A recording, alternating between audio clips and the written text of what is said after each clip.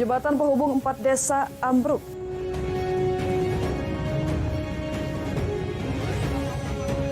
Petugas PLN tersengat aliran listrik.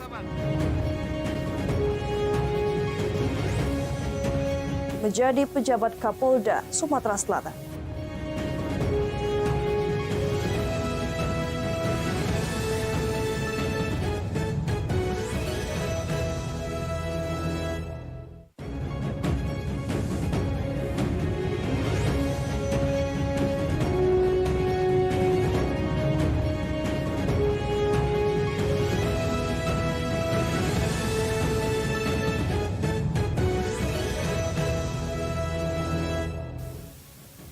Assalamualaikum warahmatullahi wabarakatuh. Selamat pagi pemirsa. Selain 3 berita tadi, Lintas iNews Sumsel juga akan hadir dengan sejumlah berita dan informasi menarik lainnya selama setengah jam ke depan.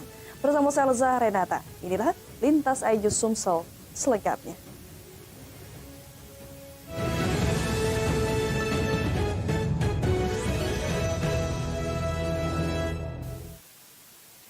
Pemirsa, jembatan yang digunakan warga 4 desa di Kabupaten Lahat terputus. Akses warga 4 desa tersebut menjadi sulit karena harus menggunakan jalan darurat yang apabila hujan susah dilewati.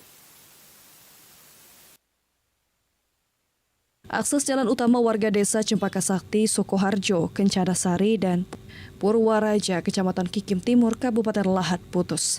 Jembatan yang menghubungkan 4 desa lainnya tersebut membuat warga mengalami kesulitan untuk pergi ke kebun dan aktivitas lainnya. Dikatakan warga dan pengguna jalan yang melintas sehari-hari, jembatan yang patah sangat penting untuk kebutuhan transportasi warga desa, sehingga dengan putusnya jembatan tersebut, pengangkutan hasil bumi akan terhambat. Jalan darurat yang dibuat cukup sulit bagi kendaraan roda 4 karena licin dan sering terendam banjir apabila hujan. Baik, jalan sementara ini kalau musim penghujan kami susah mau lewat, Pak. Susah, Pak ya? Bahkan kemarin itu sampai ada yang mau terguling mobil di sini, Pak. Sampai terguling? Ya.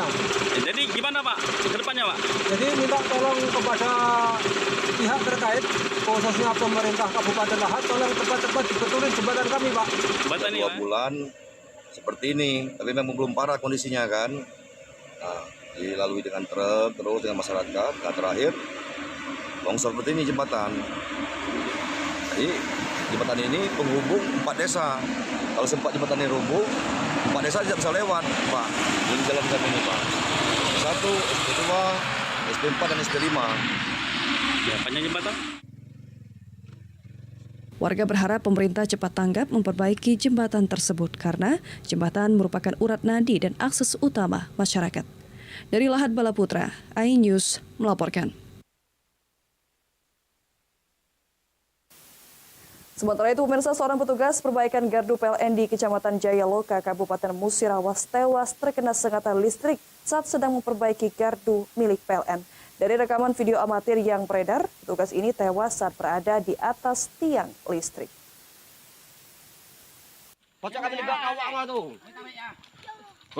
Beginilah video amatir warga merekam seorang pekerja gardu milik PLN bernama Randi Rudiansyah yang tewas saat memperbaiki jaringan listrik di kilometer 7 Kelurahan Marga Tunggal, Kecamatan Jayaloka, Kabupaten Musirawas pada Sabtu 28 September 2024 lalu.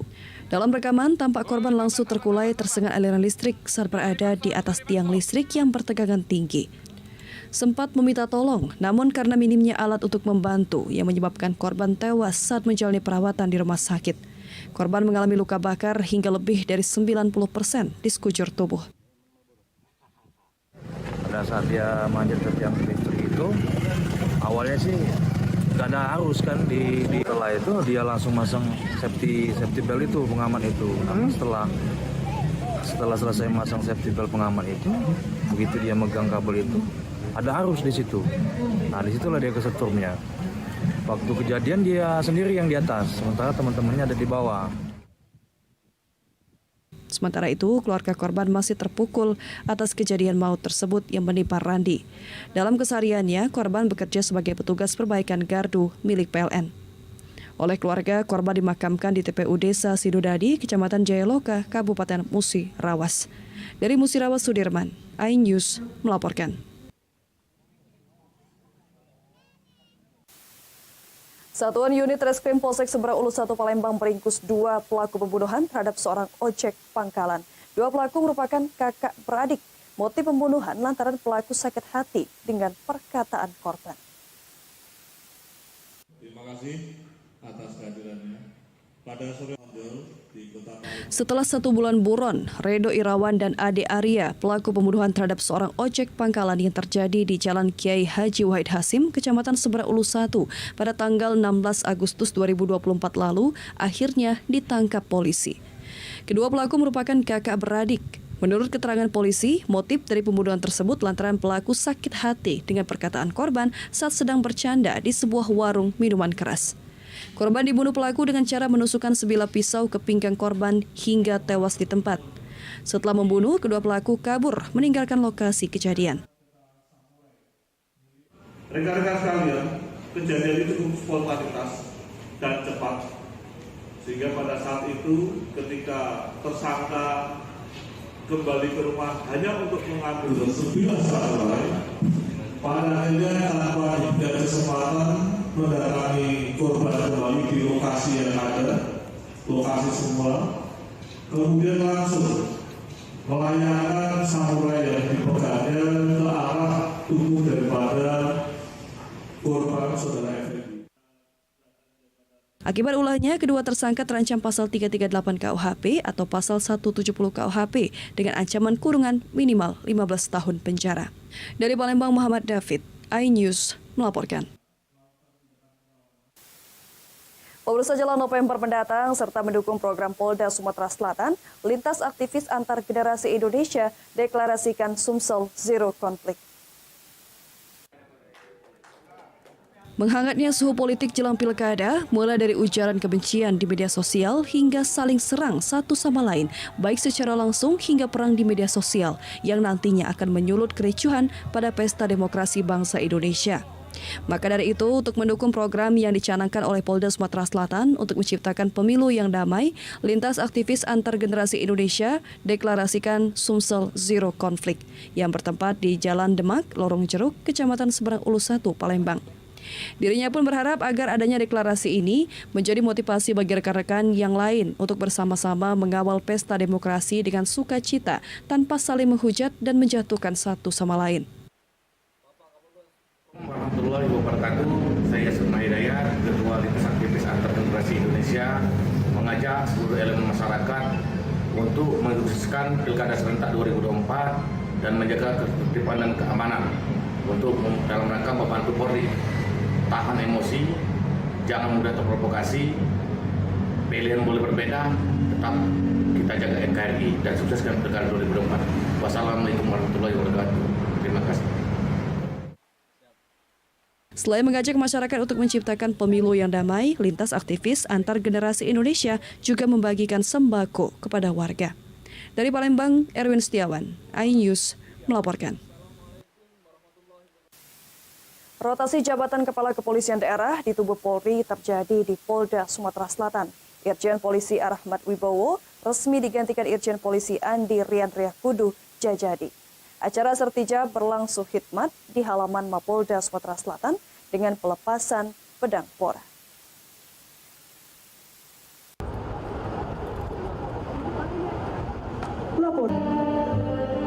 Dilantik sebagai Wakil Kepala Badan Cyber dan Sandi Negara, Kapolda Sumatera Selatan Irjen Polisi Arahmat Wibowo resmi menyandang pangkat Bintang 3. Komisaris Jenderal Polisi Arahmat Wibowo menyerahkan jabatan Kapolda Sumatera Selatan kepada Inspektur Jenderal Polisi Andi Rian Riakudu Jajadi. Acara pedang pora mewarnai akhir acara serah terima jabatan. Sebelumnya, acara serah terima Pataka Kebesaran Polda Sumatera Selatan Atidira Wirabakti berlangsung khidmat di halaman Mapolda Sumatera Selatan. Irjen Polisi Andi Rian Riakudu Jajadi resmi menjabat Kapolda Sumatera Selatan. Pria kelahiran Makassar tahun 1968 ini merupakan putra daerah Sulawesi Selatan yang berasal dari Wajo. Jenderal Bintang 2 ini lulusan Akademi Kepolisian Angkatan 1951 yang berpengalaman dalam bidang reserse. Sebelumnya, Irjen Polisi Andi Rian menjabat Kapolda Kalimantan Selatan di tahun 2022. Selanjutnya sebagai Kapolda Sulawesi Selatan Desember 2023 sampai September 2024 dan kini ditunjuk sebagai Kapolda Sumatera Selatan. Dilantik sebagai Kapolda Sumatera Selatan, beliau menjelaskan akan melanjutkan program-program yang sudah ada dari Kapolda sebelumnya. Irjen Polisi Andi Rian mengatakan terkait pilkada di Sumatera Selatan telah disampaikan untuk kondisi keamanan dan terkendali. Ada beberapa yang menjadi atensi untuk dilakukan penebalan personil. Terkait minyak ilegal, Kapolda juga menjelaskan akan mempelajari secara khusus di mana sebetulnya menjadi salah satu potensi di Sumatera Selatan. Dalam kesempatan ini juga saya ingin menyampaikan kepada kita semua, seluruh masyarakat Sumatera Selatan, ayo kita bersama-sama bergandengan tangan, berkolaborasi, kita jaga situasi Sumatera Selatan supaya masyarakat bisa memilih pemimpin yang paling bagus untuk Sumatera Selatan, baik di provinsi maupun di kabupaten dan kota. Itu memang yang menjadi atensi. Tentu ini sambil berjalan nanti saya akan lihat di mana lokasi-lokasi yang perlu kita penebalan untuk diantisipasi. Dari Palembang, Firdaus Daeng, iNews melaporkan. 50 anggota DPRD Kota Palembang dilantik. Informasi lengkapnya akan hadir sesaat lagi.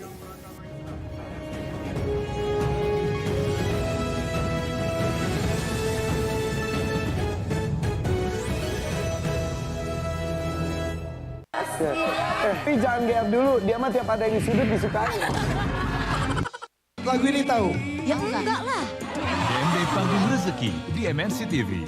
Halo pemirsa MNC TV, saya Irfan Hakim akan kembali lagi menjadi host pionir kontes dangdut paling di hati. Kontes dangdut pertama yang membawa nama Irfan Hakim melambung tinggi. KDI sudah 2 dekade loh, 16 season. Banyak bintang-bintang dangdut ternama lahir di sini. Dan sekarang KDI 2024 akan hadir dengan warna baru bersama juri-juri bintang ya Gustami, Inul Daratista, Iis Dahlia, Ivan Gunawan, bintang-bintang dari bertalenta.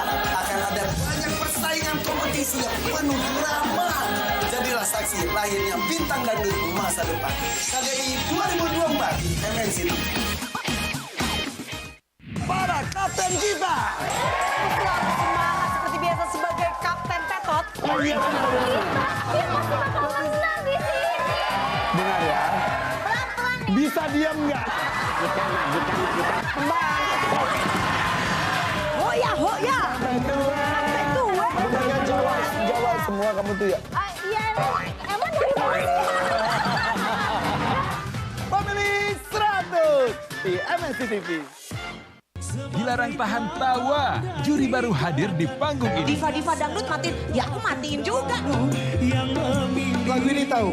Ya enggak lah. DMD Panggung Rezeki di MNC TV. Gerbang KDI 2024 di MNC TV. Yang jodoh diberikan oleh Allah yang pertama, itulah yang di terbaik. MNC TV. Anda apa di kamar yang terbuat dari kayu? Buku. Sabar. Makanya kalau ngambil teman itu pilih-pilih. Pemilih 100 di MNC TV.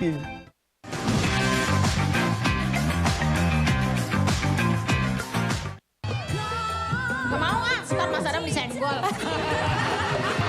Dilarang tahan tawa, siap-siap dibikin ketawa nonstop malam ini. Juri baru hadir di panggung ini. Diva-diva dangdut matiin, ya aku matiin juga. Lagu ini tahu? Ya enggak lah. Penuh cinta kasih dari DMD untuk Indonesia. Karena saya sebagai suami yang baik, berapapun kamu nyumbang, aku setuju. DMD Panggung Rezeki di MNC TV.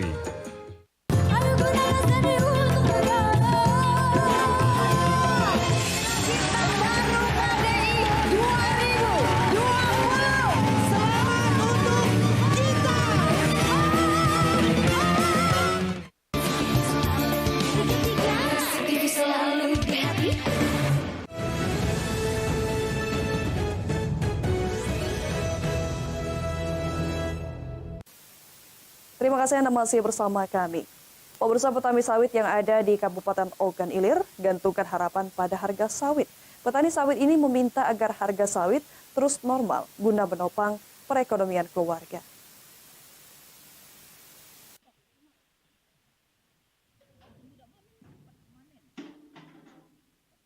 Petani sawit gantungkan harapan pada harga sawit karena dengan harga stabil ataupun normal otomatis diyakini bisa mampu menopang ekonomi keluarga. Hal itulah yang dirasakan oleh Anang Kotong, salah satu petani sawit yang ada di Desa Pinang Jaya, Kecamatan Sungai Pinang, Ogan Ilir, Indralaya. Saat ini diakuinya harga sawit bisa dikatakan normal, yakni di angka Rp2.200 per kilogramnya. Harga tersebut sudah berlangsung sejak 6 bulan terakhir, yang sebelumnya sempat anjlok bahkan pernah di angka Rp600 per kilogram. Di saat harga anjlok, otomatis ekonomi masyarakat pun akan ikut berpengaruh karena tidak sesuai dengan biaya kebutuhan hidup yang harus dipenuhi. Sawit biasa panen 2 kali dalam 1 bulan, yakni 2 minggu 1 kali panen. Omset yang didapat pun cukup lumayan tergantung hasil panen yang didapat. Selain milik sendiri, ia juga membeli sawit milik masyarakat sekitar. Sekarang ini harga sawit 22 ya. 2.200. Dalam setengah tahun ini nah itulah harganya. Harganya. Untuk panen sawit sendiri Pak, itu per berapa hari Pak ya sekali panen? Setengah bulan sekali ya. Sekali. Berapa Pak penghasilan kita dalam 1 bulan Pak? Untuk sawit? 1 bulan itu sekitar 30 tonan. 30 ton. Itu untuk milik kita sendiri Pak ya? Milik kita sendiri ado itu. Beli di petani juga ado. Petani sawit ini pun berharap kiranya ke depan harga sawit terus naik minimal tetap di harga stabil agar ekonomi masyarakat juga normal. Dari Ogan Ilir, Fitriyadi, iNews melaporkan. Pemirsa, DPRD Kota Palembang menggelar rapat paripurna istimewa pengambilan sumpah janji anggota DPRD Kota Palembang yang terpilih. Untuk sementara, Ali Subri, fraksi Nasdem, didapuk menjadi Ketua DPRD Kota Palembang. Rektor Taman Siswa juga. Penantian 50 anggota Dewan Legislatif DPRD Kota Palembang usai terpilih pada pemilu 14 Februari 2024 lalu akhirnya terjawab sudah. Tepat pada Senin 30 September 2024, DPRD Kota Palembang menggelar rapat paripurna istimewa pengambilan sumpah janji anggota DPRD Kota Palembang. Usai dilantik, para anggota DPRD Kota Palembang yang terpilih resmi bertugas. Zainal Abidin selaku Ketua DPRD Kota Palembang sebelumnya menitipkan pesan bahwasannya tugas DPRD cukup berat, yakni menampung semua aspirasi masyarakat lalu mencarikan solusi penyelesaiannya. Dalam sambutannya, PJ Wali Kota Palembang mengatakan besar harapan dari pemerintah Kota Palembang kepada para anggota DPRD yang terpilih agar sinergitas terjalin, menjalankan tugas sebaik mungkin selama 5 tahun ke depan. Dan bersama-sama, pemerintah membawa Kota Palembang lebih baik lagi. Koordinasi dulu dengan para fraksi-fraksi yang lain. Karena AKD belum terbentuk. Hari ini ada berapa anggota yang dilantik? 50. Program pertama kami untuk pembentukan AKD dulu. Sekarang AKD belum. Baru ketua komisi. Ketua DPR, wakil ketua belum pelantikan. Kaget udah ada yang adakan pertama kali. Kapan itu Bang pelantikannya? Belum bisa. Kota Palembang ini adalah sesuai dengan yang disampaikan oleh Ketua DPR tadi bahwa anggota DPR baru itu mempunyai inovasi baru dan semangat yang baru. Yang penting peran pendidikan dan masyarakat anak-anak kita itu akan kita optimalkan dengan pendidikan yang layak, dengan meminimalisir kegiatan-kegiatan yang di luar jam sekolahnya. Untuk sementara, Ali Subri, fraksi Nasdem, didapuk menjadi Ketua DPRD Kota Palembang. Dari Palembang, Erwin Setiawan, iNews melaporkan. Hasil musyawarah kerja wilayah Partai Perindo Sumatera Selatan memfokuskan memenangkan pasangan calon kepala daerah 2024 yang diusung Partai Perindo sebagai jagoannya. Hal tersebut ditegaskan langsung Wakil Ketua Umum DPP Partai Perindo, Ferry Kurnia Rizkiansyah. Yang saya perjuangkan, jadi untuk di dapil lain saya agak Musyawarah Kerja Wilayah Partai Perindo yang dilaksanakan selama 2 hari, 28 hingga 29 September 2024 di Novotel Palembang, menyepakati Partai Perindo memfokuskan memenangkan pasangan calon kepala daerah yang diusung partai, baik di tingkat provinsi maupun di tingkat kabupaten kota di Provinsi Sumatera Selatan.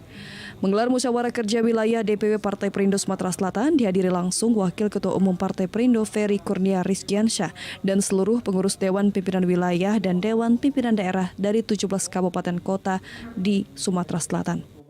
Muskerwil yang mengangkat tema transformasi bangkit untuk Indonesia sejahtera itu merupakan langkah Partai Perindo untuk mengevaluasi keseluruhan dari kepengurusan yang ada di wilayah.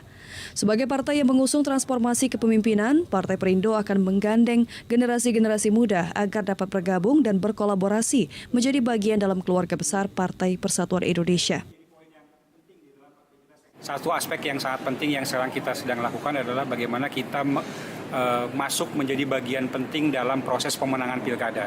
Jadi ini upaya-upaya yang akan kita lakukan. Jadi nanti teman-teman DPW, DPD itu menjadi bagian dari pemenangan di daerahnya masing-masing untuk mengusung calon-calon yang memang sudah kita berikan persetujuan sebagai bagian dari aktivitas proses pilkada yang ada. Jadi ini yang kita lakukan. Yang pilkada, ya, saya sudah instruksikan semuanya bahwa kita harus tegak lurus dengan keputusan DPP. Jadi kita harus maksimalkan sumber daya kita yang ada di kabupaten-kabupaten ya untuk memenangkan calon kepala daerah yang diusung oleh Partai Perindo. Nah, untuk itulah kita harapkan setelah Muskerwil ini itu gerak roda mesin partai akan lebih kencang dan lebih kuat dan memberikan kontribusi besar untuk kemenangan kepala daerah. Waketum Partai Perindo Ferry Kurnia mendengarkan pencapaian dan tantangan kesulitan serta kendala yang ada di Partai Perindo di tingkat daerah. Ferry Kurnia Rizkiansyah mengatakan Muskerwil ini untuk merupakan bagian penting mengevaluasi dan menerima masukan-masukan dari seluruh pengurus Partai Perindo, mulai dari DPD maupun DPW Sumatera Selatan. Dari Palembang, Muhammad Riza Falepi, iNews melaporkan. Ya, pemirsa, informasi terakhir tadi sekaligus mengakhiri Lintas iNews Sumsel pagi hari ini. Jangan lewatkan informasi menarik lainnya dalam Lintas iNews Sumsel, Senin sampai Jumat setiap pukul 7.30 waktu Indonesia Barat. Terima kasih atas kebersamaan Anda. Selamat pagi, selamat beraktivitas. Wassalamualaikum warahmatullahi wabarakatuh.